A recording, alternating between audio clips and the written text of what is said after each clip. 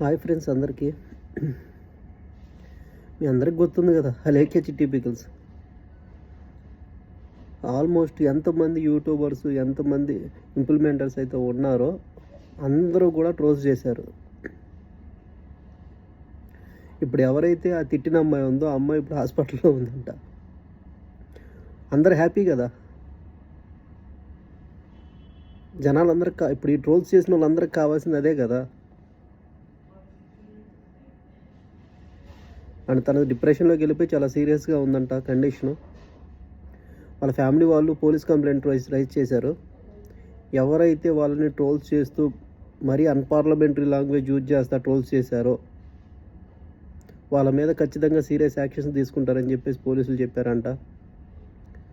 So ఒకసారి ఆలోచించండి, మీరు చేసే ట్రోల్స్ వల్ల ఒక అమ్మాయి లైఫ్ పోయేలా ఉంది ఇప్పుడు.